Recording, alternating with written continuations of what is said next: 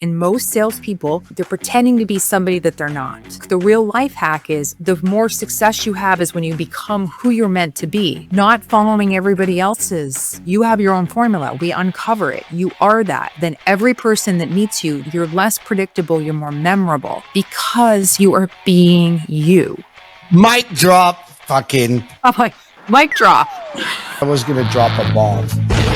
I cannot stand fake people. I teach my people the 3 R's. Be real. Authenticity is a superpower. Be you. Don't be me. Don't even try it. In this episode, you'll learn her new ROI, return on interaction framework. The same approach that's helped 98.4% of her clients hit their goals. Whether you're struggling to read buyers, close deals faster, or build trust that sticks, Jaime breaks down exactly how to practice like an elite athlete and perform like a top 1% seller. Named one of the top 100 most powerful women in sales, she's here to transform how you win. Welcome to the show, Jaime. Thanks. I'm so excited to be here. I've went through your work and literally followed all of the different things you've done in your career, from Microsoft to building out your own business and creating this win room, and listening to the methodology of how, you got to be willing to go into that war room or that to create the win room. And we live in those two different mindsets all the time. How did you discover this, even for yourself, and get into the business of helping executives all over the world? You sort of build what you need for yourself. And for me, I spent the majority of my career at Gartner advising companies all over the place on their business and technology strategies. And I got to a point, I was very successful, and I got to a point of burnout. And the burnout for me was that I was actually, and I did my TED talk on this, but I was at a customer meeting and I had lost feeling in my legs. Yes. Wow. And this was about 10 years ago. And it was a big wake up moment for me because I didn't know what was wrong with me. I had 2 little kids at the time. And what ended up to them telling me that it was a stress response in my body. And it was a moment that I realized that I was actually living in the war room. So I was running the war rooms at work, but I was actually in a war room in my head. So I was in this constant spiral of sort of comparison, a lot of head trash, trying to be what I thought I was supposed to be instead of being who I am. So it was this wake up call for myself, and to understand that a lot of people struggle with this. This was for me I realized that it wasn't just my I had this moment of burnout, but that I saw that other people were as well.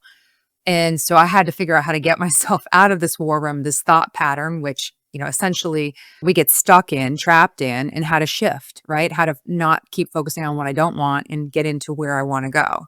So it was this wake up call for me that I started, and because it was about 10 years ago. This was before most people talked about burnout openly. It's like 2015. And so I didn't tell anybody. I just started to really research, how the brain works. I have a background in organizational psychology, and I was always motivated and understood how other people, how do you get other people unstuck and moving them forward? But this was a moment where I was stuck. I was stuck for myself, and I had to figure out a way out of it. So I started practicing different techniques, and then I started practicing them with my teams. And I saw that it not only helped me be more successful, but helped my teams be more successful by stepping more into who they were as an individual, and not in trying to be this one size fits all salesperson. I used to follow Tony Robbins around the world, but essentially, he had this firewalk thing when I was running my first business back in 1991 in Aurora, Colorado. I saw this poster on a hotel. I was out doing door-to-door sales, as you do. I just got out of the military, and I saw a firewalk. But I was too busy to register for a seminar. I was a young entrepreneur running a business with about 10 different guys, and we're out selling, electronics door to door. And I saw that, And it really, really just opened up my mind to what was possible, like firewalk. But why? I was asking myself, why do you need to walk on fire? Right? I mean, I don't get it. Like, I got other things to do. But it was a metaphor. Obviously, it's a metaphor. Mhm. But I picked up his book, Unlimited Power, Yeah. right? And I was struggling. It was the first year in business. I'd been poking holes on a submarine. I was, in the Navy for 4 years. And I got out and I just wanted to go to college, but no money. I used all the money and the savings. I had the GI Bill, but I used the money to save my mom's house that got foreclosed on. That eventually still got foreclosed on. So anyway, I was there and I was looking and searching, like, what do I need to do outside of myself to be successful? Yeah. Because I was stuck. I didn't understand what it is that, or who I need to become to be successful. And for me, failure was like as scary as death. I would Mhm. rather die than fail. Yeah. Right? Yeah. Have you ever worked with clients or been in that headspace yourself? Oh my gosh, absolutely. Well, just being an entrepreneur, I didn't start my yeah, well, I if I was if I really think about it, I was always meant to be an entrepreneur, but I didn't at the time when I was in my corporate career, like I didn't, it was when I was in it, like I wasn't thinking of until I hit this burnout moment about 11, 12 years in to where I was top performer. I hadn't really thought about being an entrepreneur, but then I realized that I kind of didn't fit in like the corporate. I wasn't fitting. Like I wasn't. I was all more about breaking the rules than following the rules. And so, Yeah, you actually look like Pink. Pink is like one of my favorite singers. oh, I love Like her. she's a she's a like a baller. Like as a Yeah, female singer, I just think she's amazing. yeah. It So and talk about that. You didn't fit in. I didn't well, I think so I always talk about it as, like, there's 3 types of companies and 3 types of roles in companies and 3 types of people, and they all kind of fit in one of 3 buckets. You're either a figure it out person, a fix it person, or a follow the process person. Okay? Got it? These are Oh like wow! the Just describe my lady and I. wait, what's your lady? Oh, she got to be prepared step by step. She's got to follow a So, process. follow a process, right, and you're a figure it If out? yeah, I will figure it out. So I don't care. Chaos, bring it Right. on. I don't care. I actually get really calm in chaos when people freak out because I've been on nuclear submarines, right? Where transformers are blowing up and you're spying on Russia and you lose all power. And then there's fires. Like you better be cool. Well, that's why you complement each other. That's why you're together, Yeah, yeah. right? She drives me nuts, and I drive her nuts. Right. But you know what? We love each other. Yes. You see that guy? Yeah. Yes, they do. That's the glue. Yeah. That's the glue. I mean, God, you don't, for me, children are a gift from God. Mhm. That's what it is. A Mhm. lot of people can't even have them. Right. So I dig it. So you felt completely out of place at Gartner? It's really, and more that I've learned about it, it's more of like the evolution of any company as they go, when I first started there, it was figure it out, Jamie. And then I Yeah. figured it out and I figured out and I built the playbook and I knew how to grow my business and I was super successful. But as the company grew, it's like it no longer do they want people necessarily to figure it out. They want people to follow a process. So once you're confined, if you're a figure it out person in a follow the process environment, you shut down. Yeah. Right. And so this is where I try when I'm talking, because a lot of people will come to me, they're like, this is just not working for me anymore. And it's not about them specifically, it's about the environment they're in. And it's not something wrong about the company. The company has to evolve to scale and grow to where they want to go. But certain people are more effective in different types of environments. So figure it out and fix it. People thrive in certain environments and follow the process in others. And it's if you think about sort of the maturity curve of a company of where they start and where they're going. And as they start to scale, they need to keep everything the same. But if you're an individual in those organizations, so for me, it was like shut what happened is like, we don't want any ideas. We just want you to follow the process, follow the playbook. And for someone is a creative, is a fast, or sort of the category you and I both are, fast, and what I call fast. So we're innovators. Huh? You think? Yeah. And so being in a follow the process environment, it just shuts you down. And that actually, so it had nothing to do specifically with the business, with the company. It's just, it wasn't a fit for me anymore. So what was Yeah, I happening? get it. And Yeah. this is and the follow the process people in our environment, it's completely disruptive to them Yes. because they need a step by step process. Left brain, right brain, center brain. And it's funny you say that. And I like how you've described it. And, you put, I'm not going to say you put people in 3 buckets, but at the same time, we all have our different methodologies and different psychology. So I know I've been running a company for more than 30 years in several different countries around the world. And I've worked with tens of thousands of people, literally, from grassroots to academics to doctors to lawyers. I put a rocket scientist into business. This is a fact, right? Like we used to say, man, this you don't have to be a rocket scientist to do this business. And then I actually promoted one in South Korea, put a rocket scientist into business. It's just irony, right? And at the same time, going through all of those different experiences, people have a different operating system.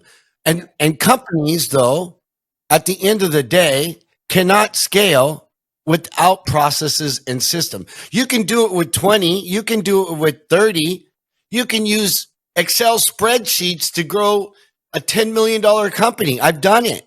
Mm-hmm. Beyond that, you have total chaos. Yeah. Total chaos without systems and processes. So I love how you've identified those 3 different, I would call them methodologies that people use, right? Mm-hmm. Whether you fix it, you figure it out, or you follow process, right? Right. Well, yeah, I mean, it's a way that you can have a person say, okay, well, where do you want to be in? Where do you thrive? And so it's really about helping a person to figure out, okay, what's their zone of genius? And most people they fit in one of those. Or you're talking to an executive who's looking to hire someone. It's like, do you need a figure it out person, a fix it person? A fix it person is someone that like so you're figuring it out. It's like, we don't even know. We don't have a playbook. Just go and figure out how to sell this stuff. Right? The fix it is, hey, we figured out how to sell some of this stuff, but we're not getting to where we think we can go. We need to like fix some of the things and like tweak it. Then once they get to the next stage, we want you to we have the playbook. We know how to do this. Just follow the effing process.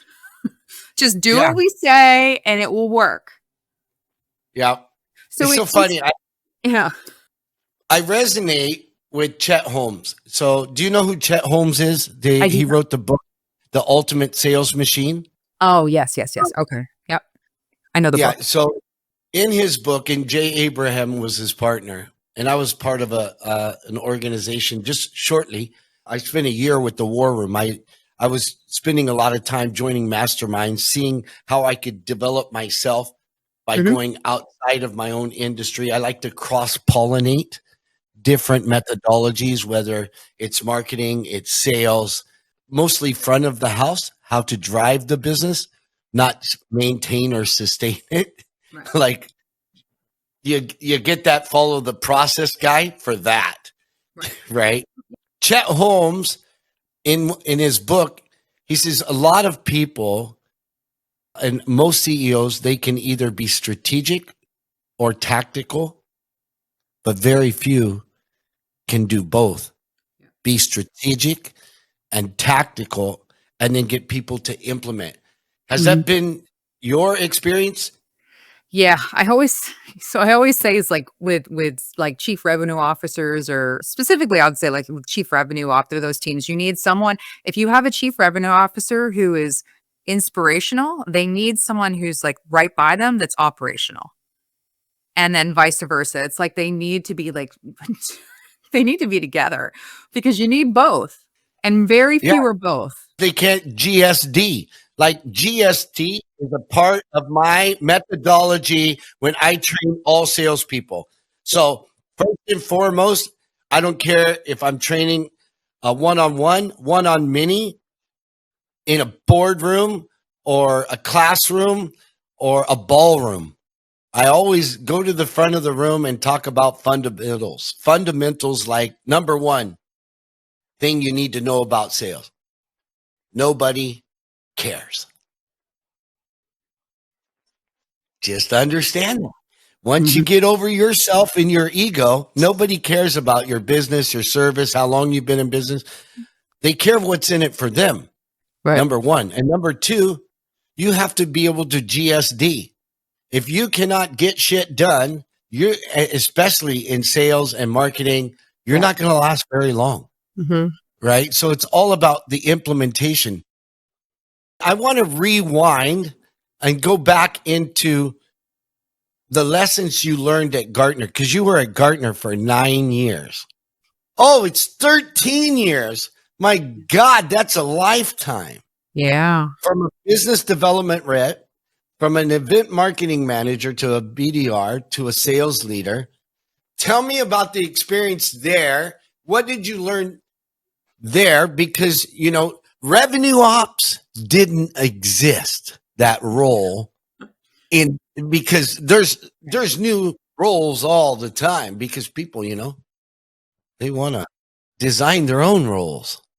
Yeah, I mean, I learned how it's sort of to make something out of nothing.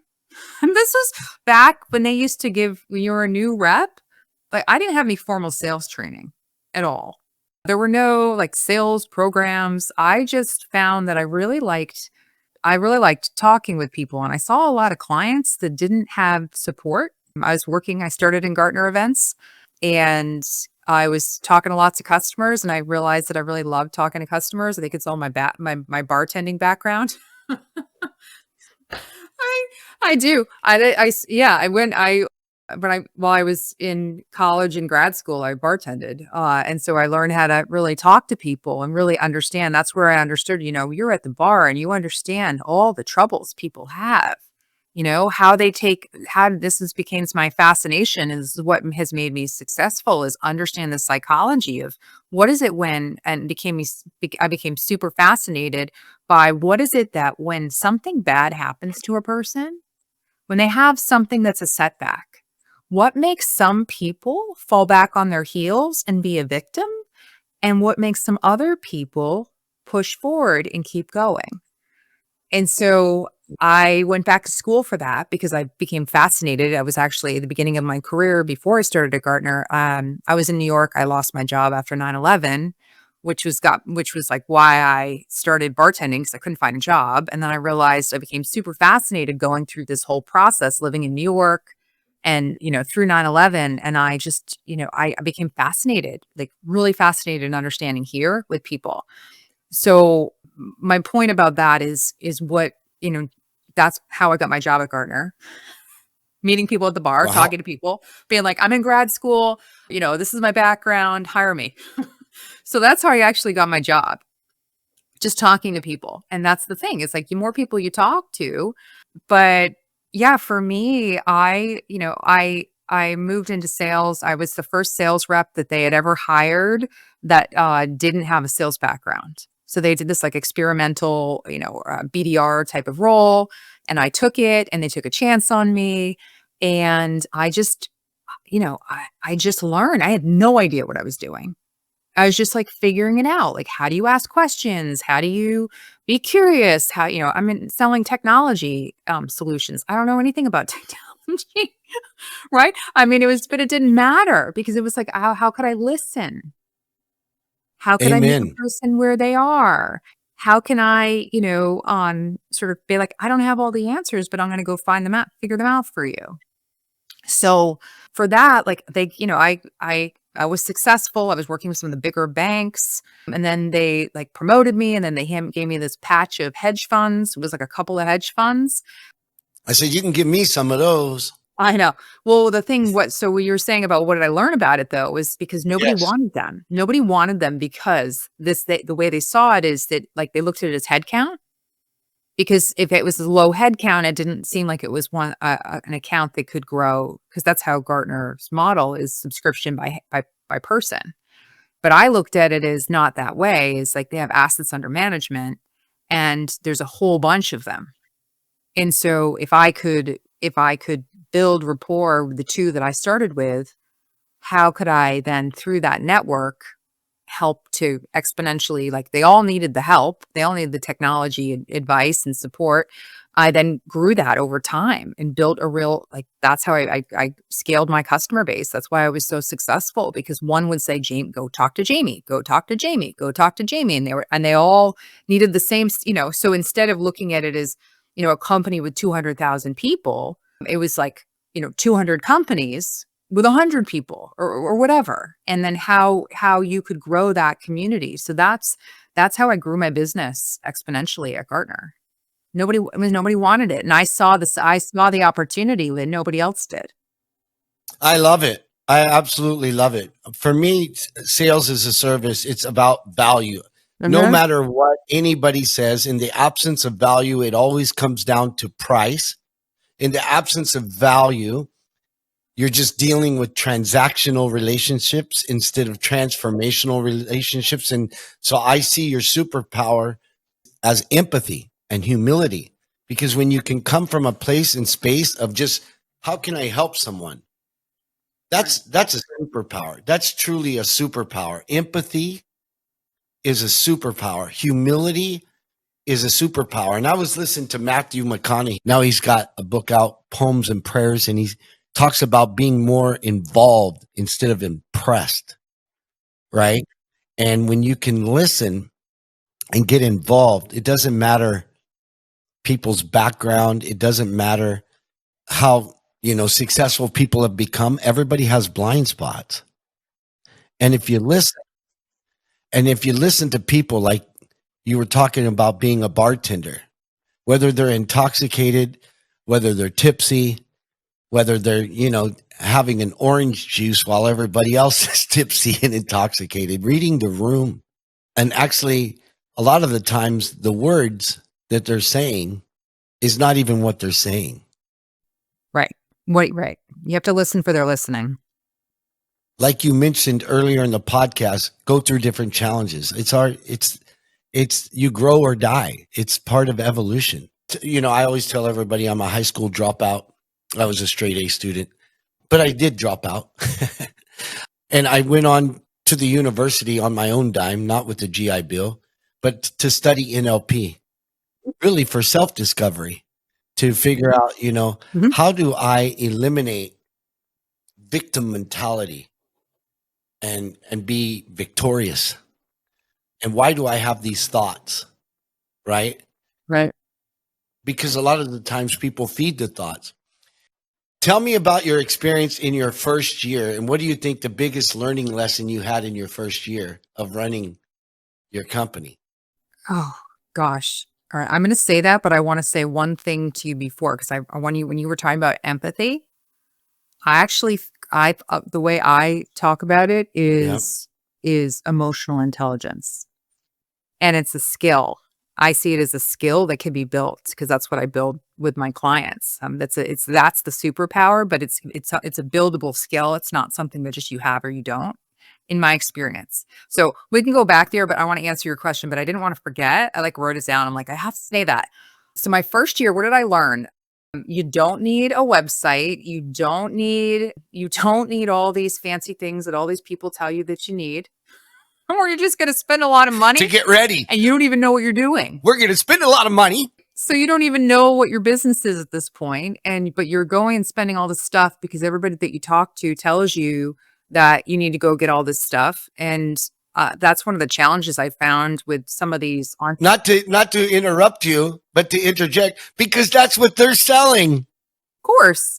Wait, so it's like if you're talk to somebody and they're a brand person, well, you need a better brand. If the person's a marketing, oh, you need a marketing. You need this here. I'm like, oh my God. So yeah, that I would say is like that's probably the biggest like mistake. And the thing for me too is when I first started my business, I actually quit my job at Microsoft because I left Gartner. I went to Microsoft. I was there for 2 years and then I quit to start my own business. And I did that for about a year. And I was like, I didn't know what I was doing. And I was also very lonely. It was very lonely and isolating. I was used to running a team. I was used to having people around me, used to my phone calling all the time. And then I'm like sitting here at my desk and I'm like, I'm alone. And I think for me, it was really hard because I would go and do a workshop or something for a sales team or a bunch of leaders, and I would be done with it, and they would all leave and like go to the bar, and then I'm like sitting there cleaning up, and I go home, and I don't know, it was a transition, it was a real transition, but I also think the other part of it was I found super fascinating, like talking about like a person is a person, regardless of what their title is or their company there is. But one of the things I found super interesting was, and it's quite humbling, was, you work at a big company like a Gartner or Microsoft, and you have that badge, and you go and you do a speaking engagement. And this happened to me. I had a speaking engagement, and I was there with on a panel with someone from like Salesforce and someone from this company and that company.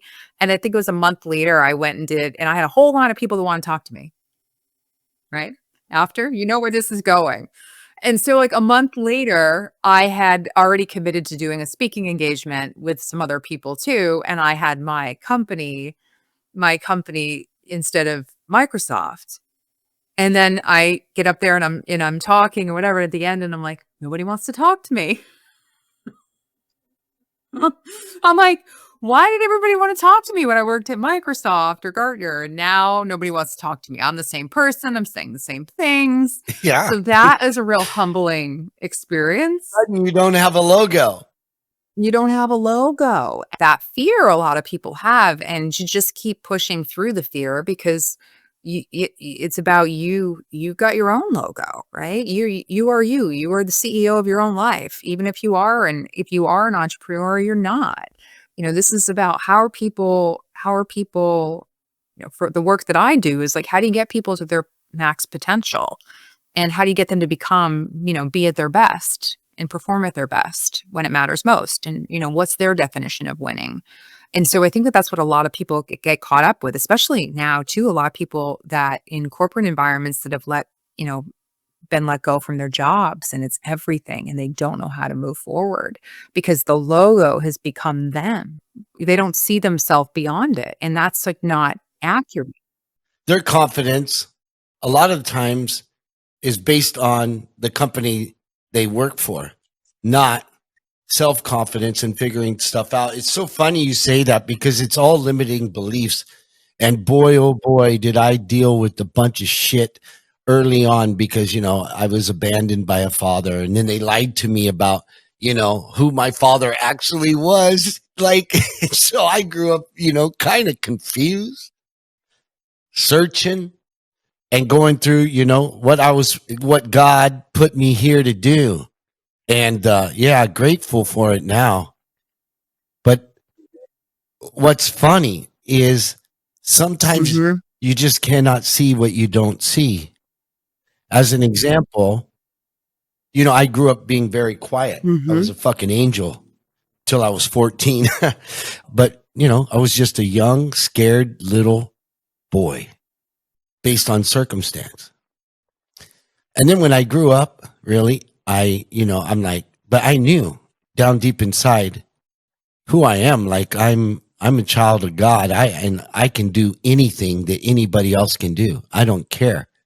If you can do it, so can I. And I'll outwork you. How about that? So right when you're tired and you want to give up, I'm going to run faster. Right. So anyway, but I had a lot of limiting beliefs. So I got out of the military because I just couldn't stand that environment. Number one, when I have to wake up, how I have to fold my clothes. Like, are you kidding me? To me, it was just juvenile, right? Boys become men. So I had to be independent. So I got out and I got into direct selling. And then I just didn't care what I thought. I didn't care what other people thought about me. So I would run around door to door, make $150 a day. And, based on circumstance, I needed that right at that moment. But then after a couple of weeks in, they asked me to go run a meeting in front of like 30 people because I was doing well. And I was doing well because I was out there on the street having fun, and I'd been locked up in a submarine for 4 years, right? So I didn't care what people thought. And then they called me to the front of the room to explain to everybody else how I was making $150 to $300 a day. Like, what is your secret? So I went to the front of the room and I froze and I didn't know what was going on. And I was scared. I'm like, and the manager's like, John, tell him how you did it. And I had no idea. Oh, it set me on fire because I'm like, I just ran all day and I see more people than anybody, and you guys just need to just do it. And I left. I walked off stage and I'm like, fuck this. I'm like, what is this? I'm like, what? Why am I so scared? This is crazy. If I don't deal with this, I will never be successful. And so for a year, I kept working, and every time that an opportunity came to speak, I would just step forward and do it. And I hated that fear, but I'm like, I refuse to live in fear. And just when I thought I had it all under control, I became a vice president of that company in 3 years. They had me running a location after 99 days. Like, I just killed it. I slayed it. But then after years being successful, I had the opportunity to do a keynote speech in Japan. And they're going to pay me $12,000. I'm like, this is a pretty good gig. First class tickets, sushi, the best restaurant. They're going to pay me to speak. And in less than a minute, the CEO of Sony stood up and started berating me in Japan on stage. Like, just, who are you? This is a joke. Like, you look like one of my average salespeople. And they were translating all of this, so I had even longer to digest this, right? So you're thinking, right? Like you said, people didn't even realize about this imposter syndrome and or all this mental health issues going on. But it's real. I stood my ground there. And after he got through berating me, I said, you're absolutely right. There is nothing you're going to learn from me today. And there's absolutely no way I can make a difference with you as long as you're closed, judgmental, and not even being open to learning. And I didn't come here to impress you. I came here to serve you and everyone in this room. And I'm sure if you're successful, there's definitely some value you can get out of what I'm going to say today, as long as you're open. Within 1 minute, got berated. And then the next minute, everybody stood up and gave me a standing ovation. And it triggered something inside me. And I said, you know what? Never again will I be intimidated. Because I was nervous as shit. And I was like, dude, man, come on. Right out the gate, you're just going to rip me apart? No, you're not, because I don't give you permission. I'm here in service, never nervous. When in service, never nervous, never again. I learned that I was overcoming these limiting beliefs, even in myself, during the journey. That was an aha moment for me that I coined that term, when in service, never nervous. Empathy, humility, is a superpower. When you're willing to listen to people, did you ever have an epiphany moment like that? I mean, I've had several, but the way you were just describing is one of the things I learned as a seller is that you have know-it-alls who are, more of the war room. Like they know it all, they're shut down. Like the person that said that to you, they're know-it-alls versus learn-it-alls. And it's very hard to sell or communicate with anyone who believes that they know it all. And we know that the future of leadership is all about not being about knowing it all. It's about learning it all because you can't possibly know it all because everything's changing so fast. There's no possible way. So when someone acts like they know it all, I'm like, oh, you're just insecure and, worried people are going to figure it out that you don't know what you're talking about. Right. So, Because you're going to get a lesson and that lesson will be repeated. right. But that's the thing is I learned very quickly is like, if I have two clients or prospects, like who do I lean towards? If there are know-it-alls, it's going to take me like 10 times longer to try to sell them something, go to the learn-it-all. So I would always, the more they can work with the learn-it-alls, those are people that are more aligned to my philosophy anyway. But this idea of how do you lead yourself, right? That's this whole, you mentioned fear. And I think of it as like the war room is fear, the win room is freedom. So we want to shift from the war room into the win room, and win stands to war. I think I didn't say this, but war is working against results. So when you're in the war room, you're losing money. So when I'm talking to like chief revenue officers or anybody in sales, I'm like, when your people are in the war room, the majority of them are in the war room. And the practices and the way that you're coaching them from a lot of sales leaders is they put their people more and more in the war room because they focus on fear. They focus on the things they're not good at. They're just very predictable and they work against results, work against revenue. And so the win room is where we focus on what I need. So it's that shift, what I need and what's important now. So it's, having a person aligned to their goals, their values, the direction they're going in, so they can then figure that out. So then they can tie that to the company's goals. But if you have a person stuck over here, they're never gonna be successful because they're working against themselves every moment of the day. I've always wanted to be an empowering leader. I am an empowering leader, and I do hold people to account. And it's a delicate balance when you're running an organization as far as maintaining a culture of winning, right? Like we start all of our huddles with wins, personal win, professional win, because I want to win. And I want my people, whenever we have a sales cadence meeting or we're doing sales implementation work, it's all about what's the value proposition. And if you're going to bring in an opportunity, what is the value proposition for the company that we offer? Recently, I just did an exercise. I went out and I had the top 5 companies that provide CRM, ERP, field sales management software. I built a software company about empowering with rewards, recognition, competition, compensation, so my people can win. Like you open up our system, and guess what you see?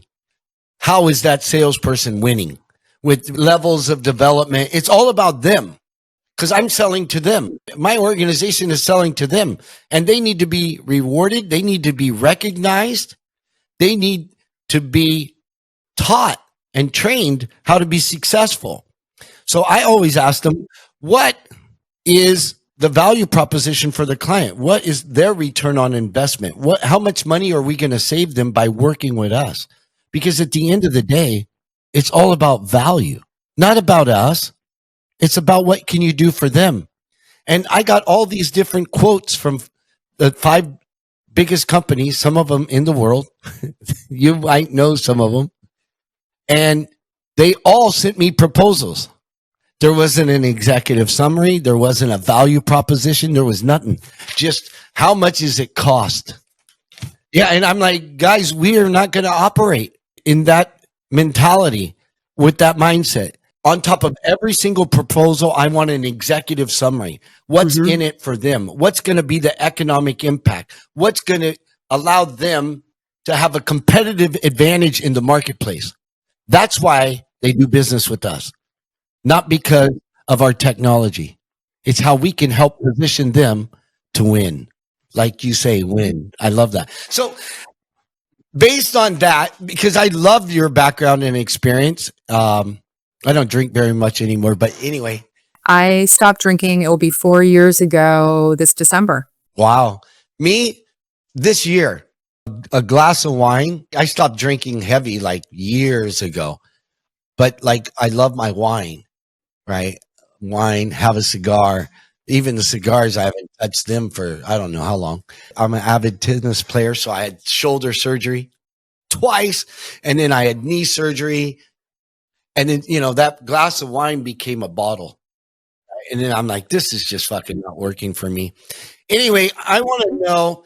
So tell me about a time when you've been in a room in the most uncomfortable situation you've ever been in a sales conversation, like in a boardroom, and either how did it turn out, or what did you learn from it that you took that learning to implement into strategies to get better?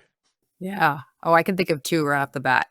So, and like this is at the core of what I coach people on is all around communication. How do you that, what I call the new ROI, especially in the age of AI, return on interactions. So how do you go from losing money to making money in every conversation? And most people are not self-aware, right? So 85% of people believe they're self-aware, but you know what percentage actually are? Oh, I would say less than 3%. It's a little higher than that. Like the statistics say that it's about 15. But so what I explain to people when we talk about self-awareness and sort of emotional intelligence is when people are like, oh, it's such a soft thing. And I'm like, nope, it's not. It's a competitive advantage and it makes you money because most people aren't. So once you become self-aware and you understand how you're showing up, in every conversation, you could be more intentional in sort of how do you decode the person you're talking to, what people need to hear based off of who they are. Everybody's in each individual. And I'm happy to share that framework. But so I'm going to talk. So why I said that is because in both these situations, it was communication. So with all the years I worked at Gartner and Microsoft, working with all these companies on all these big transformational like projects and all this stuff, it was never the technology that was the problem. It was the way people did not know how to communicate with each other. They talk past each other, right? You're not leading if nobody's listening. And 75% of conversations miss the mark. So this is why when we look at, statistics of sales teams, companies, it's up to like 70% of people are disengaged because they don't feel heard or seen.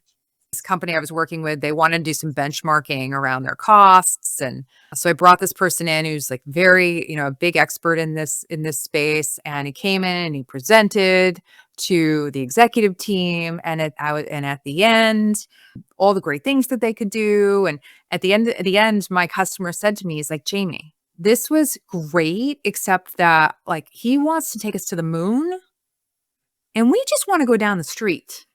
Hey, folks, if you're enjoying this episode and you're picking up what I'm putting down and what the guests are actually putting out there, do me a favor, like and comment what you liked about the episode, or even comment what would you like to hear, what topics would you like to hear in the future, because believe me, it matters. I read absolutely every single one of them, and I want to bring you more and more value to help companies scale so that we can grow this podcast to make a bigger difference. Now let's get back to the show.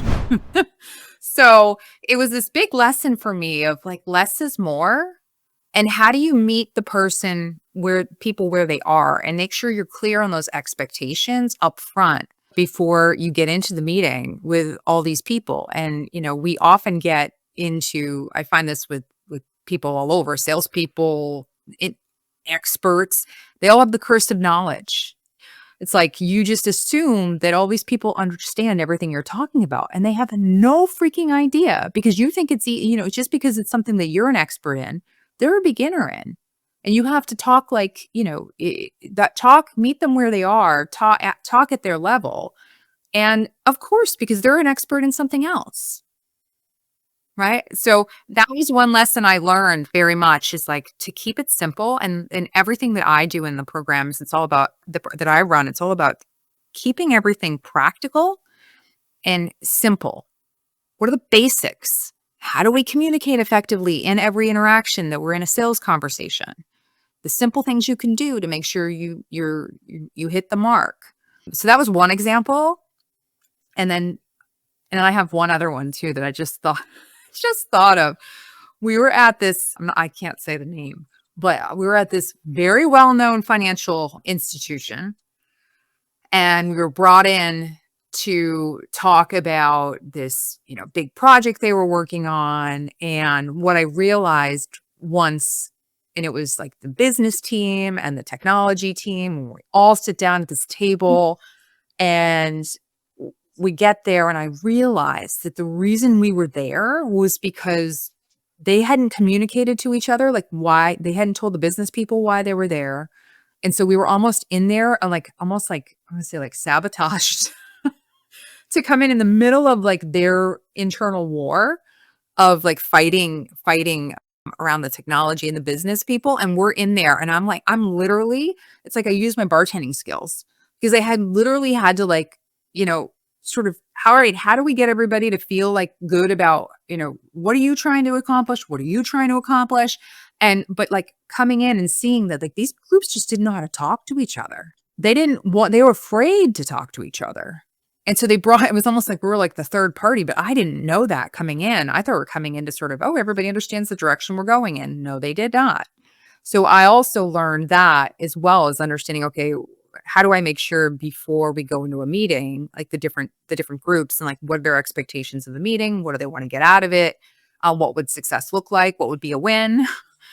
So really doing that homework up front is so important. And, it's very sensitive in terms of you've got, different battlegrounds and you don't want to step on any landmines. Especially you mentioned that the word that comes to mind is assume. And there's so much nonsense training out there. I'm talking absolute nonsense. Assume the sale. You're kidding me.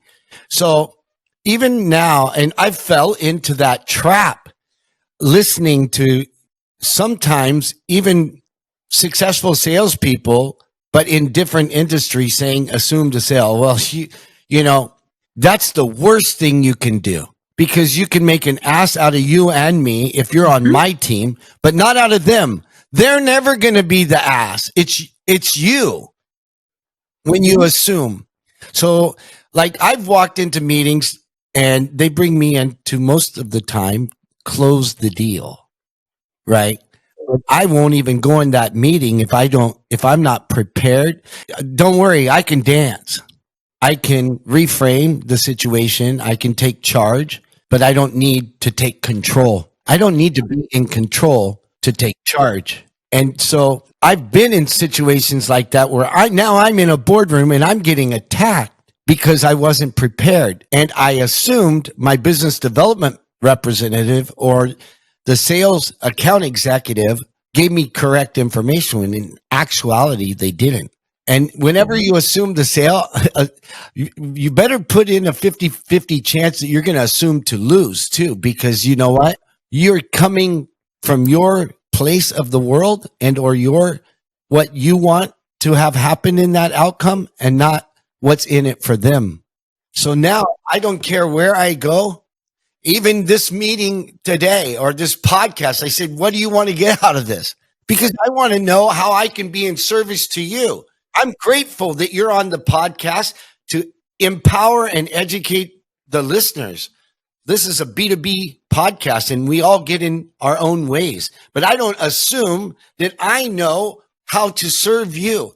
So I start every meeting. I don't care if I'm going into a boardroom.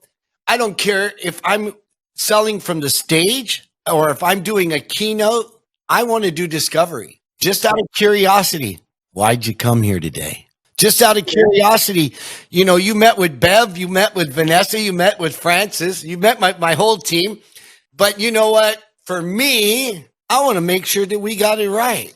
And I'm confident in my team, but just out of curiosity, what do you want to get out of this meeting today?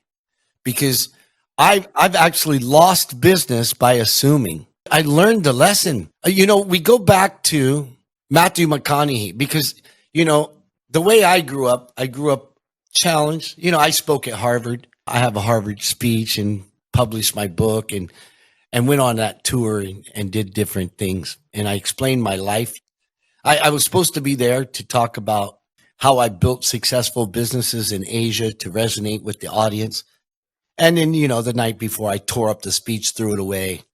And I'm like, you know what? This means nothing to me. I'm getting ready to have my son. And you know what? This is going to be about life lessons.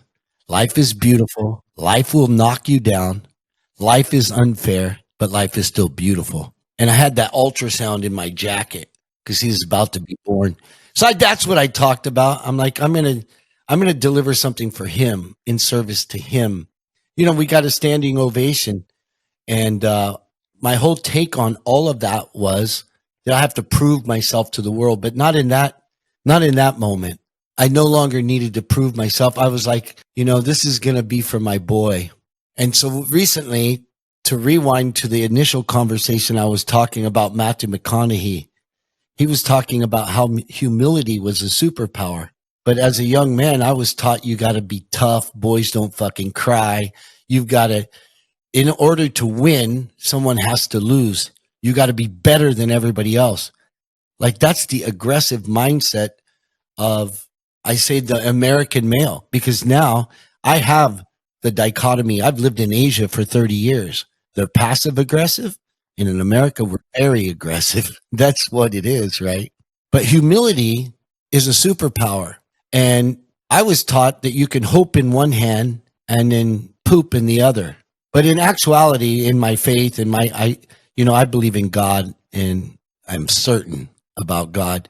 But I was taught that hope is a bad word. And then you read Viktor Frankl's work in the prison camps. He says the only people who survived the Holocaust is the people who had hope. So I'm like, was everything or most of the things I taught, was it wrong? Because hope is having one purpose and executing. And I like that meaning. I created that meaning because having one purpose and executing through humility and being humble, humility gives us that superpower to have empathy for others because we all have blind spots and we all need coaching. And coaching is perspective, right? So, I'm a big fan of Habits or Atomic Habits, that book. You don't rise to the level of your goals. You fall to the level of your habits. I'm not sure if James Clear got that there was a Greek philosopher 1,000 years ago. It said, you don't rise to the level of success. You fall to the level of your training. More than anything, when I talk to leaders, they don't talk about the habits or training, but you do. So what does that look like when people work with you? And how have you transformed organizations by doing what you do and getting them to practice? When you think about like what it's like when people say, well, we want to fix our culture, or we want to fix our team, what is really a culture? A culture is really the compounded effect of every interaction that each person in the organization has with each other all the time. Our culture is built off what's forbidden, required, and allowed in the environment that you're in. So it's how people behave, how they think about where they fit into the organization. So that's why starting with the individual and how they see themselves and their future, figuring out what their goals are, building out like I say, like most people in organizations today are stuck in the war room. And so the reason why they're stuck there is because they haven't built out their win room. They'll say they're dissatisfied. They'll say they're unhappy with where they're at, blah, blah, blah, like all this stuff. But it really, when you ask them like, well, what would success look like? Very few can actually tell you. So that's what we focus on. How do we define what success is for you? What do you value? What are you strong in? How do we help you to double down on that? How do we find your winning formula? Once they see that and they see themselves, and that's how you shift a person. That's how you then shift a team. That's how you shift an organization from the inside out. And it starts here, getting people out of here and over here. And so many times I see And I had a conversation with a leader about this the other day, is that they want the people in the organization to adopt, embody the pitch, right? The brand message, the values of the organization. And I, politely say, got it. I understand, but you're doing it the wrong way. And that's why it's not working, because you don't make a person embody the values of an organization. You first have to help them understand what their own individual core value is. When you start with the individual, understand what motivates them, drives them, how they define winning, right? Then once you unpack that, then you can tie who they are, what they believe in, the direction they want to go in. You can then tie that to the organization and show them how being in the organization is helping them to align to where they're going. Until you make that connection, it doesn't stick. When we understand human psychology and what motivates and drives people, we want to sort of dictate where we want them to go, but we don't look at the individual first. So it always starts with the individual. Because it's all about what's a win for them. Because no matter what you're doing, your core values, your vision, your mission, if they don't feel like they're winning, most of them are already half out anyway and looking for the next. They're going to look for an opportunity to win individually and then eventually collectively. Yes. Right. And you don't know what motivates a person, right? Well, some people need a kick in the ass. Some people need a slap on the back, a pat on the back. Everybody's different. And that's also what I learned, when I talk about like communication, right? I was like, how do we get people to communicate more effectively? And the first and most important sales conversation is the one we have in our head with ourselves. So that's where we start, right? So how are you interacting with yourself? How are you interacting with your team? How are you interacting with your prospects, your customers, with intention?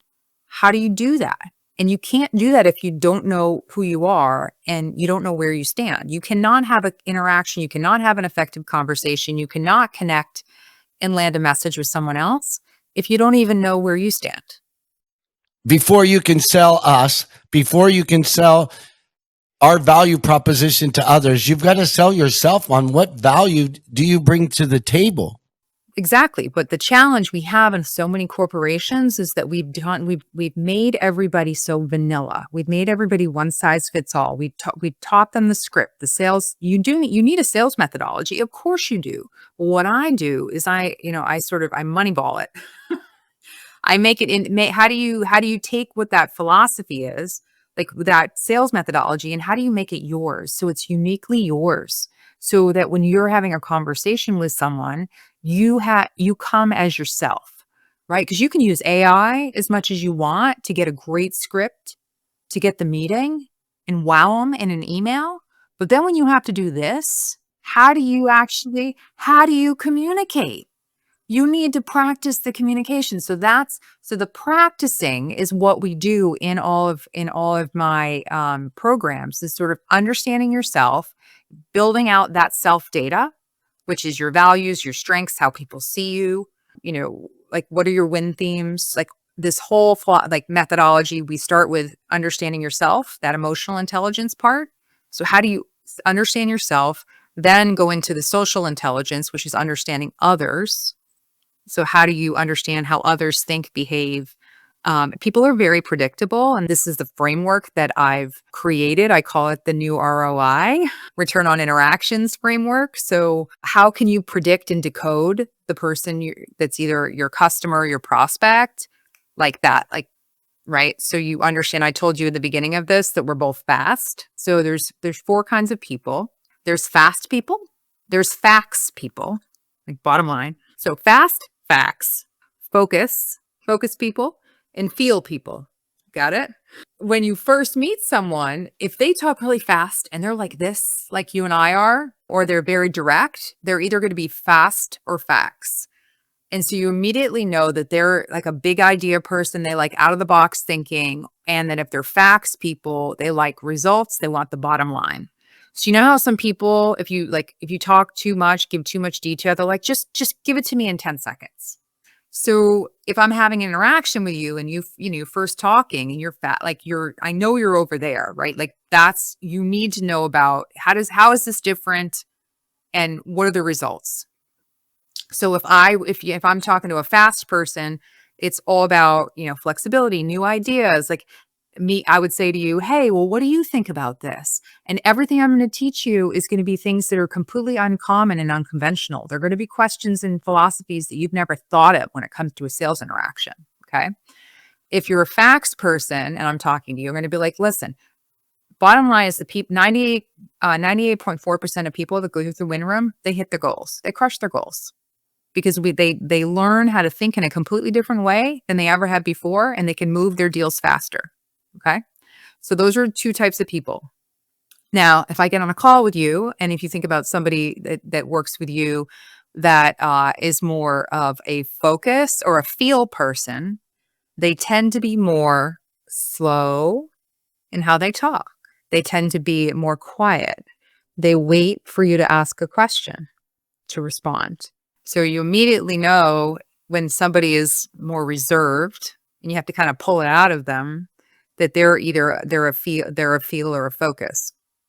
Feel people tend to be really good customer success people, account managers, people that are, marketing, a lot of HR people. They have team. They're all about, I want to make sure, and if I'm talking to you and you're a field person, I'd say, in the wing room programs, what we do is we make sure that everybody on the team sees where they matter and how they can work off each other's strengths and how they can move together faster. If you're a focused person, you're going to be someone who likes to hear about the process, the details. Okay. So if I would say, if you're a focused person, I'd say, well, and we have a proven methodology, the win room method, which is about understanding yourself, understanding others, mastering the new ROI. We take it as a step-by-step approach in how we run our programs over the, concurrent weeks that we work together to build a predictable model and how your people are going to, practice these skills. So there are 4 different ways to talk about it. And once you learn it, and how to decode the person, it's like love language and simplifying it. So you give the people what they want to hear, not what you want to say. Without knowing this, the majority of salespeople, what they do is they say it the way they want to hear it.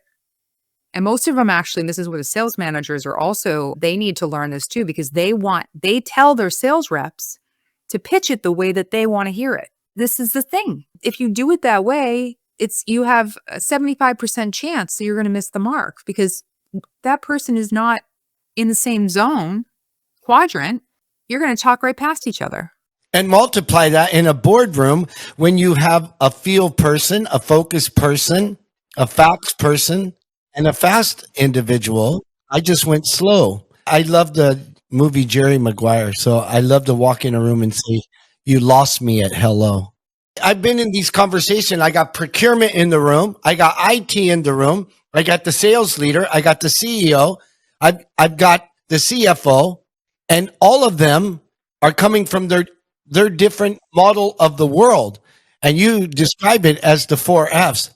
And if you don't enroll any one of those when you leave, that you could have lost the deal because the IT manager stands up and said, "Oh no, John didn't convince me." Because he doesn't have a methodology. He's just really fast in facts. You got it. And usually focused people. So I'm totally stereotyping right now, but fast people are typically salespeople, entrepreneurs. Facts people are executives. Focused people are typically, operations, CFO, technology. And a lot of field people are like HR, marketing. This is actually why we all need each other. And why, though, when there's certain people that drive you crazy, like you're like oil and water, it's typically that there's a misalignment of your values. It's not the person, and it's also their wiring. And so understanding why people do what they do, once you understand that, I realize that, hey, by the way, the world, not everybody thinks like you. And a lot of people are really surprised at this. I know this goes back to the self-awareness. Oh, only 85% people think that they are. So there's this whole other world out there of people that think very differently than you. And the more that you can be curious as a seller, if we're going to put the sales hat on here, and how you can be curious and how you can listen for their listening, right? There's always 3 sales conversations happening. There's the first one in my head, what I think I want to say. The second is what I say, right? Because what I think I'm saying versus what I'm saying are two different conversations. But the third and the most important is what you hear. And you hear something different, and that's the most important. And so the CFO is going to hear something different. The CTO is going to hear something different. The CRO is going to hear something different. They're all going to listen from their own background. And so this is why it's so important. I also I coach at Harvard. I'm a sales coach for Harvard. And I was actually talking to one of the students this morning. And we were talking about, I always say, it's like you're bookending your meetings. And so if you can, any point, if you're having these group meetings, get out of the individuals what is the most important thing they want out of the meeting ahead of time, so you know it, or you ask it at the beginning of the meeting. Like, what would be the most helpful thing for this group to know about, what we're talking about today, and setting it up of why we're here, what's happened in the past. We're here because we've talked about how we can move forward with this transformational CRM initiative. We're here today to talk about, what the options we put on the table. And our goal at the end of the session today is to be able to get down to one agreed upon next step, right? So like, what's the past, where we are, present, future, breaking it out and explaining, identifying what they want to hear, because you don't want them sitting around for 45 minutes waiting to hear the thing they just want to hear. And then knowing from a power move, who is the most important. So if you have, like, I just did a session on this at Inbound, and my session was how to close the deal as a founder-led sales. And I was like, the proposal is not a proposal. The proposal is the next return on interaction.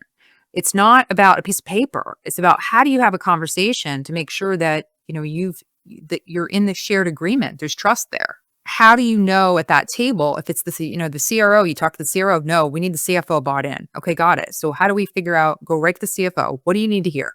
What's the most important thing you need to hear? We make sure we cover that first. And then the other tactic I tell people in every meeting is to, at the end of it, say, was this meeting helpful? Well, actually, I'll say it with you. John, I'm really happy that you had me on the podcast today. Was this helpful to get to know me a little bit? It's phenomenal because not only do you talk about the facts, the focus, and in actuality, you're covering all your bases, because I've been in the boardroom. I've sold from the stage. I've sold from the boardroom, and it's not about me, right? At the end of the day, you understand it's not about you. And people coming from that mindset understand that it's about enrollment. Even if it's culture, it's not telling people what to do and putting a vision and a mission and core values on the wall. Are they enrolled in what's in it for them? They've got to win. And talking about win and winning, I created a next level framework with a lot of freedom. So what are the needs, the economic value, the X factors, and the timing of making an offer? So the needs are the problems and everything. So this is my methodology and my psychology as a service to make it all about them. What do you have to do to take them to the next level? So my methodology in next level sales is find out what their needs are, not about what we do. What is the economic value? The next step. Once you know their needs and their problems and the pain it's causing them, then what's the economic value of our solution paying for itself? That's right. Paying for itself.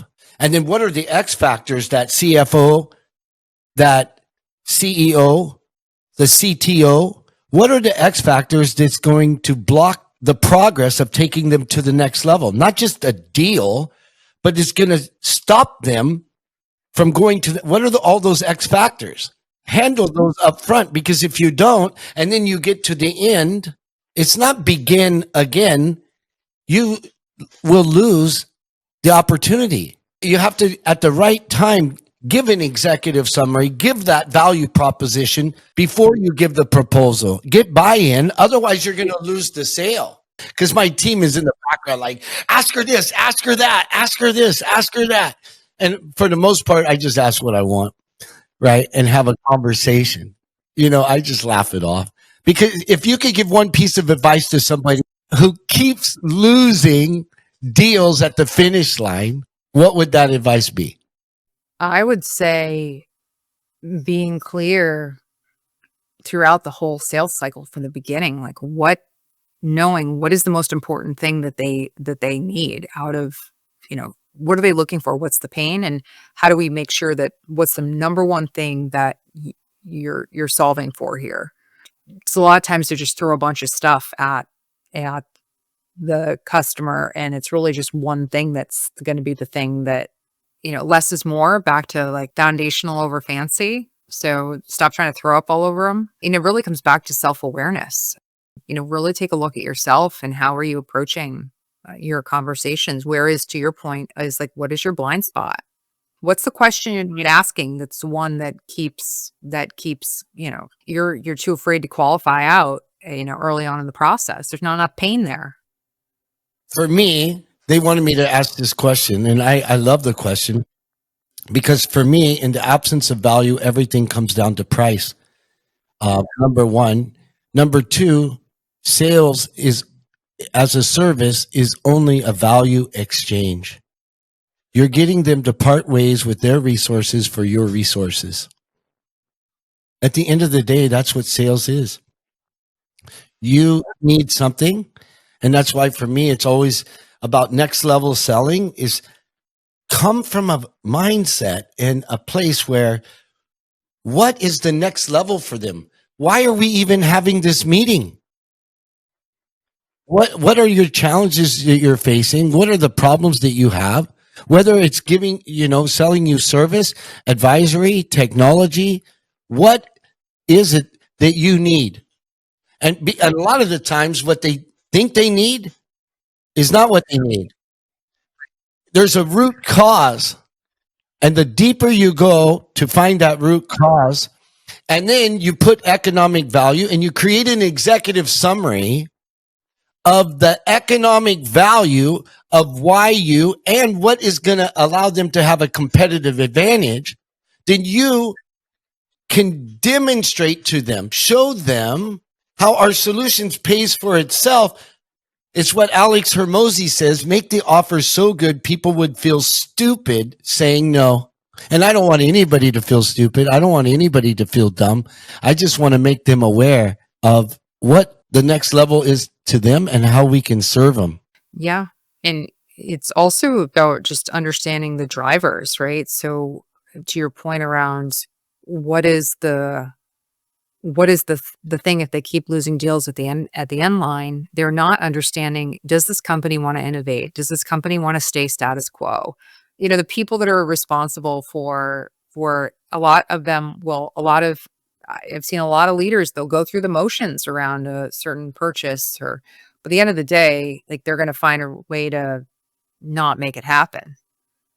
And so being able to uncover that, because they want to keep everything the way it's been invested. You get one disruptor in there, in the executive team that wants to rip and replace everything, or, whose side are you on? So it's depending upon what you sell and what you do, is you're either the one that's jumping on with the new executive to bring in the new thing, or you're trying to validate the value of the existing. And so really understanding, like, what are the dynamics? And this is the sort of, so many salespeople, oh man, they are lazy, and they look at selling as very one-dimensional.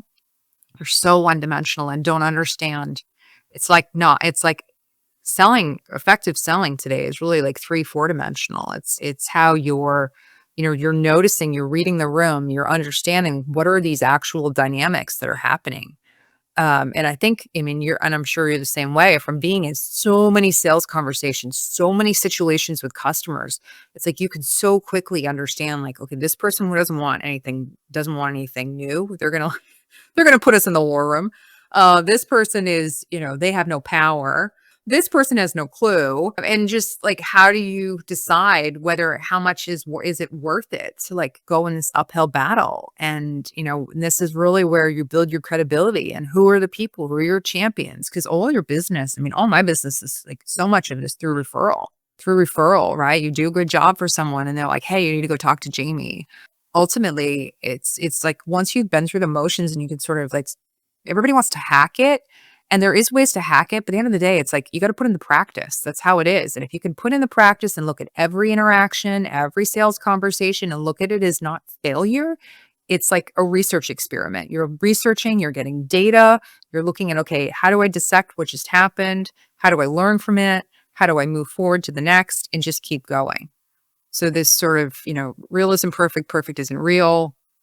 How do you just keep practicing? And I find that with a lot of the clients that I work with, that's giving them that mindset of you're just out practicing. That's it. You're not a know-it-all, you're a learn-it-all. That's why we're working together. We can seduce ourselves with outcomes, and it has nothing to do with what they need sometimes, right? Commission breath, or you're just, you have all the wrong intentions for actually being in that room. So how do you decode a room? Like if you're going in, because if it's referral, then people already know. You've increased the odds of know, like, and trust. Yeah, I mean, and that's also a benefit to having your own business because you get to work with the people that you want to work with, and you get to say no thank you to the people that are a-holes. Sell me this pin. Didn't you rip off everybody that you sold to? Yeah, I'll say it. I'm not afraid to say it. When you decode, I mean, you decode them, you can, quickly, how do are they direct? Like I said, are they direct? Are they sitting back? And this is a lot of the coaching I give my clients. Like I had a client, I was just working through this with him the other day because he had a huge presentation he had to give. And I was like, all right, like, let's think about who's the person who's the main decision maker in this. And like, this is how he's going to behave. How do you prepare? He is very fast, like you and I. So I was like, all right, you got to like slow your pace down. Don't don't fill the void. Let him think through it. Let him process it. Don't overwhelm him because fast people can sometimes like feel like a snowplow. Like we just like, and I always say this is again, it's about self-awareness. So when I'm talking to somebody who is, and I did this recently with a prospect because I saw that they were focused and I said, okay, permission. So I literally say, like, you use your own language. This is our own, we all have our own unique leadership language. This is what we uncover in the win room. But I will say, I move fast. I move really fast because I get excited about like new ideas. I'm super curious to hear about what you're trying to do with your team, etc. So permission, if I move too fast, permission to stop me and slow me down. And I will literally say that in a conversation. And once I say that, I'm being me, but I'm showing that I'm aware. And I want you to slow me down because you might have a question. And so that's also my cue for myself too, to check and recheck. And so I move fast. I'm all about big ideas. So I'm going to tell you what we do and how we do it, but I'm going to keep checking back with you because I want to make sure we're aligned. And if there's any questions, I want to open it up for questions. So being able to design conversations where you're being yourself, but then also giving permission and sort of understanding how do you open it up for that other person, that whole other 50% of people who they're going to feel uncomfortable to just say, hey, Jamie, I have this question. They're going to wait for you to ask them. So like doing that dance and literally in decoding the room, asking those questions and then speaking in a way where we're talking about these are new ideas. These are the results. This is the process. This is how we pull everybody and make them work better as a team. So I gave everybody a little bit of what they need because I don't really know exactly in a big room. Ideally, you would know if you had the meeting before the meeting. Yeah, you have the meeting before the meeting. I mean, realistically, if you're in a big meeting like that, you will have had the meetings. Everybody. You have as many conversations, and I actually do this if I'm doing like a big workshop or doing anything, with executives. I will ask to do like a 10-minute intro with them before the meeting or the session or the presentation, whatever I can. Not everybody, but because I want to make sure I'm hearing their perspective and just it helps me with just sort of grounding what do they need to hear in that upcoming session. What is the worst sales advice you've ever received that some people think is gospel? Oh my God. I feel like there's so much.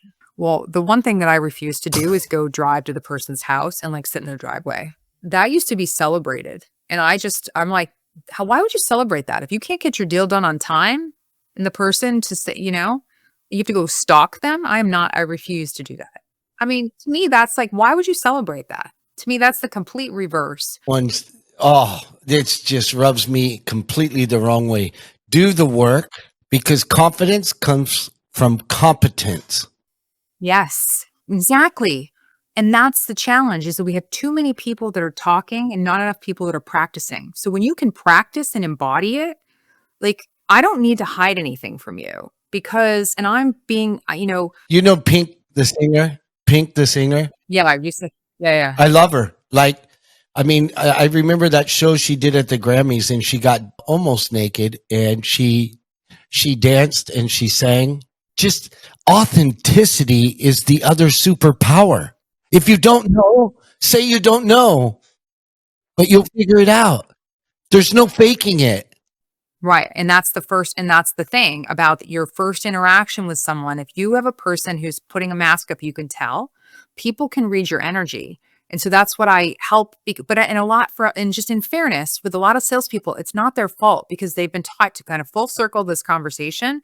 They have been taught to follow a script, follow the process. They have not learned they have lost, and this is what happened to me, was I lost myself because I was so focused on trying to be this perfect, whatever I've thought I was supposed to be, this, perfect salesperson instead of being who I was. So over time, I was becoming less of who I was. And when I realized when I had that burnout moment, when I literally couldn't feel my legs, it was a representation of I didn't know where I stood. I had no idea what my unique value proposition was. I had been successful, but I didn't have awareness of what I was doing and I didn't have intention around it. Once I learned this and was able to pull that out and pull that and figure out that me competing with my unique competitive, my unique leadership language, my winning formula, like you have a winning formula, every person on my team had a different winning formula. And once I helped them to see it, then the results were exponential because they showed up more as themselves, not as who they think they're supposed to be. They became who they are, and their customers could tell that. And that's what we uncover in the win room. We help people to stand so confidently in who they are, not in who they aren't. And most salespeople and just people in general today are in this fake. They're pretending to be somebody that they're not. And I'm like, no, the real life hack is the more success you have is when you become who you're meant to be, not following everybody else's formula. You have your own formula. We uncover it. You are that. Then every person that meets you, you're less predictable. You're more memorable because you are being you. And that's the complete reverse of what is taught in training in most places. Mic drop. Fucking. I'm like, mic drop. What was the bombs? I was going to drop a bomb.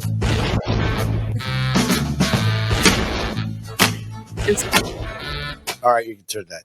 I cannot stand fake people. I teach my people the 3 R's. Be real. Authenticity is a superpower. Be you. Don't be me. Don't even try it. Be real. Be relevant to what it is that's going to solve their problem. And the only way you can be relevant is to be quiet and listen, and then be relatable. So you can use feel, felt, found. You can use different methodologies to enter their world, but real, relevant, and relatable. Because to me, if you sound scripted, you're not having a conversation with me. You're in your head. I knocked on doors and thousands of doors in 7 different countries around the world, like different cultures, different scenarios. I've been in banks. I've been in doctors' offices and lawyers' offices. I've been in boardrooms. I've been in so many different scenarios selling. And it's really been a gift. This is all money. Moneyball. Tell me about the book. And then I want to tell people, I'm sure that they can find you easily, right? What brought about the book? You published the book last year. So I did my TED Talk the year before in 2023. And then everybody afterwards was telling me, are you going to write a book? And I'm like, oh, no. write a book. I just did a TED talk. Like, I just like told the world like my whole, head trash and my whole breakdown story is like my setback, my comeback. And so, but yeah, a lot of people said, you really should write a book. And I was like, all right, I guess I'm going to write a book. So then in 2024, I said, I'm going to write a book. And I'm a big sports fan. I have two kids that are athletes. I play college soccer. I love, my philosophy around the win room. It is all about practice. So like, um, so performance is personal. So how people perform at their best, it's personalized, right? What works for you wouldn't work for me. It's different. And so, performance is personal. If we want to get the peak performance out of people, it's personalized of what's holding them back in their head trash. It's unique to the individual. And then practice makes performance. So how do we help them to identify what's holding them back to get them to that? So I love the movie Moneyball, and the same way that I've always been successful with the teams that I've worked with, whether it's my own teams or corporate teams I've worked with, it was around not looking at trying to make everybody one size fits all. As to our point is what we said is like, that doesn't work because everybody's unique and different and what they bring to the table. So instead of making everybody follow the same script, let's instead uncover what each person's strengths are and how do they double and triple down on those things and how do they complement each other to win. So it's the same philosophy. If you looked at baseball and how with Moneyball, it changed the game and it changed the way they thought about winning. And it wasn't about having all these superstars that cost a lot of money. It was about how do you take the different parts of the different players to win. So it's the same philosophy when it working with teams that I do. So that's what I wrote the book about. The book is really about my personal journey, examples of like my Moneyball framework, and really how do you lead yourself? As a leader, you're not leading if people aren't listening. And so how do you first understand, who you are and what's the legacy? What's your Moneyball? What's your winning formula? How you uncover that? And what is the legacy that you want to lead for yourself? So it's really about self leadership. And ironically, what's so interesting about it is that I've had so many young people. So people will read this and they give it to their kids. I did not expect that, but I think because it just resonates and it's so real. So it's not a book about statistics. So it's not, but it's about what's your Moneyball blueprint, and walks you through that in my personal journey. Do you work with individuals? You were telling me you're going to start a mastermind and a membership mastermind. Tell me more about that. How can people learn from your experiences and work with you? So what I'm launching is a member only community called the Win League, and it's for ambitious individuals. The reason why I'm creating it is because I had so many people who've been to my programs, have been coached by me, but want ongoing practice. And to be in that practice and be around a community of people who are highly ambitious. And one of the challenges that most people who are highly ambitious, and I was the same way in the corporate career I was in, is that I didn't have anybody I could think with. And so this community, this Win League, is primarily, it's invite only. For right now, it's for people that have gone through some level of the curriculum with me, but also we'll be opening it up to certain people. People can, on my website, they can sign up to, if they're interested, to learn more about it. But, weekly calls where I'm teaching the philosophy that I teach in my corporate programs, and really having people in practice in how they're speaking about their leadership philosophy, how they're practicing dealing with difficult situations, meeting people where they are. Each week, there's, learning curriculum and community. So surrounding yourself with other people who could be sponsors and mentors across different industries to think with. For anybody out there who, you want to take your game to the next level, Jaime helps people do that. And if you want to win, man, you've brought the money today. I'm so grateful for you being on the podcast. Any way I can contribute, collaborate, cooperate, happy to do so. Thank you so much for being on the show. Ladies and gentlemen, Jaime Diglio. Thank you so much. That's a wrap, folks. Thanks for joining me today. And if you got value from this episode, do me a favor, like, subscribe, and refer a friend. And if you want even more value, go to thesalesmachine.com, click on resources, and there's tons of resources there to increase profits and drive performance in your business. Right on, come on.